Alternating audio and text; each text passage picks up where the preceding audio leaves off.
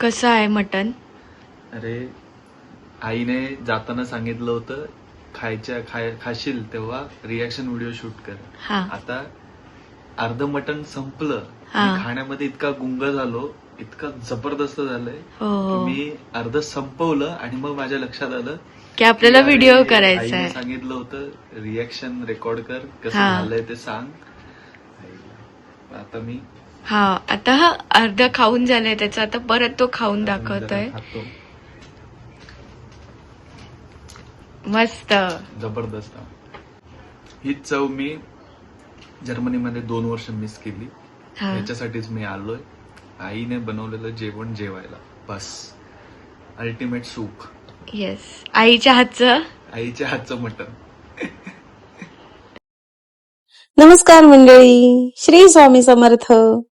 माझ्या just Neha's daily blog मध्ये तुमचं सगळ्यांचं स्वागत. आज सोहमसाठी बकऱ्याचं मटण आणलंय आणि बकऱ्याचं मटण करण्याची एकदम सोपी पद्धत, कारण मला निघायचं ऑफिसला.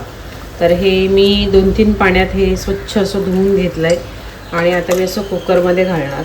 पण बकऱ्याचं मटण शिजायला वेळ लागतो. जसं चिकन लवकर शिजतं तसं मटण लवकर शिजत नाही. मग मी आता ह्याला कुकरला 3 शिट्ट्या काढून घेणार. ह्याच्यामध्ये थोडासा लाल मसाला आणि गरम मसाले, जे अख्खे मसाले असतात, 2-3 लवंग, 2 काळी मिरी आणि दालचिनी, 1 मसाला वेलची, असं सगळं घालणार आणि ह्याला 3 शिट्ट्या काढणार. हे असे 2-3, जास्त नाही घालायचं आहे अख्खा मसाला. हे बघा अगदीच किती मी घालते बघा, खूप होतं हे. पण दालचिनी थोडीशी चालेल. 1 चक्री फूल टाकलंय, 1 वेलची टाकली, जरा त्याला असं फोडलंय. हळद. आता मी हा 1च चमचा लाल मसाला टाकते. हे थोडंसं असं एकत्र करून घेते आणि ह्याला 3 शिट्ट्या काढते.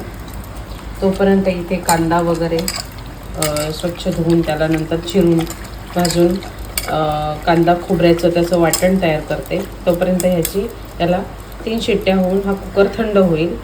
बाकी पोळ्यांची तयारी करते. हे सगळं कुकरच्या शिट्टीमधून कधी कधी पाणी जास्त असेल काय असेल ते बाहेर येतं. याच्यामध्ये थोडंसं ना असं शिट्टीमध्ये तेल घालायचं की ते बाहेर येत नाही. करून बघा ही एक ट्रिक. मटण लावलंय कुकरला, कांदा खोबरं भाजून घेते आणि पोळ्यांची कणिक भिजवते. हे जे मी वाटण करते ना, याच्यातच मी धणे, बडीशेप, त्यानंतर लसूण, थोडंसं आलं आणि आता याच्यात सुकं खोबरं. माझ्याकडे सुकं खोबरं भाजलेलं असतं, तर ते पण मी त्याच्यात ॲड करणार आहे आणि असं छान भाजून घेणार आता व्यवस्थित.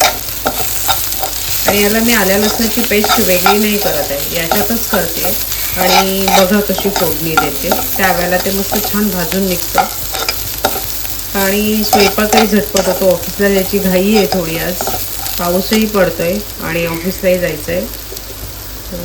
हे गडबडीत किंवा ज्यांना पटापट करायचं असतं तर ही एक सोपी पद्धत आहे मटण शिजवायची आणि चव छानच लागते. चवीत काही फरक पडत नाही. हे छान भाजून घ्यायचं लालसर, मग ह्याची चव खमंग छान लागते. शिट्टी होते आता. कुकरला पण शिट्टी झालेली आहे बघा. पाणी बाहेर नाही पडलं कारण मी शिट्टीमध्ये थोडंसं तेल घातलं होतं आतल्या बाजूनी, म्हणून याचं पाणी नाही बाहेर पडलं. नाही तर ते खूप मोठ्याने फवारे निघतात, कारण मटणमध्ये थोडं आपोआप पाणी तयार होतं. हे भाजून थंड व्हायला ठेवलं. तोपर्यंत पोळ्या करायला घेतल्या आहेत. कोथिंबीर धुवून ठेवली आहे. कुकरची शिट्टी होतेच आहे. त्याच वेळेला ज्या मी माझ्या पोळ्या झाल्या की मटण फोडणीला घालणार आणि ऑफिसला निघणार.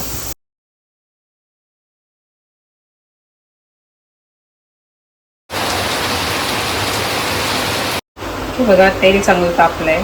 मी लसणीच्या काही पाकळ्या घेतल्या आणि कढीपत्ता घेतलाय. आता आम्ही जरा तेल अजून थोडंसं तापू दे.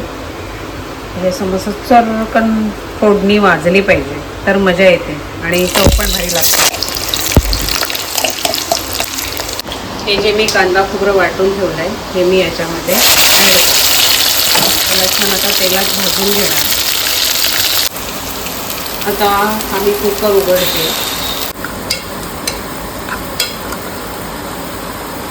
याच्यात आता मी लाल मसाला, थोडी हळद, थोडीशी हळद टाकणार आहे आणि आता आपल्याला लागेल तेवढा मी लाल मसाला टाकणार आहे. 1 चमचा लाल मसाला मी त्याच्यात टाकला होता, पण अजून मला 2 चमचे याच्यात टाकावे लागतील चवीपुरते. आम्ही खूप तिखट खात नाही आणि एकदम कमी पण नाही, त्यामुळे मीडियम तिखट असेल हे.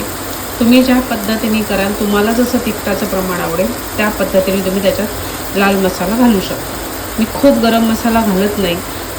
माझा मसाला हा घरगुती मसाला असल्यामुळे मी त्याच्यात अजून वरून ॲडिशनल गरम मसाला टाकत नाही, कारण ह्याच्यात ऑलरेडी काळी मिरी, लवंग, दालचिनी सगळं आहे. तर खूप गरम मसाल्याने ना चव बिघडते. सो जेवढं आवश्यक आहे तेवढंच टाकायचं.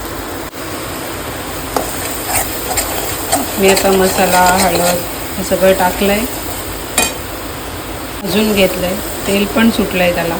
आता हे शिजलेलं मटण मी याच्यात ॲड करते आणि मीठ टाकते. आणि याच्यामध्ये मी शिजताना मीठ टाकलं नव्हतं, नाहीतर ते शिजणार नाही, याची काळजी घ्यायची. मीठ नंतरच टाकावं मटणमध्ये. चिकनमध्ये मीठ चालतं, मटणात चालत नाही. ते थोडं एकदम असं शिजणार नाही. हे असं मी ओतलं आहे आता.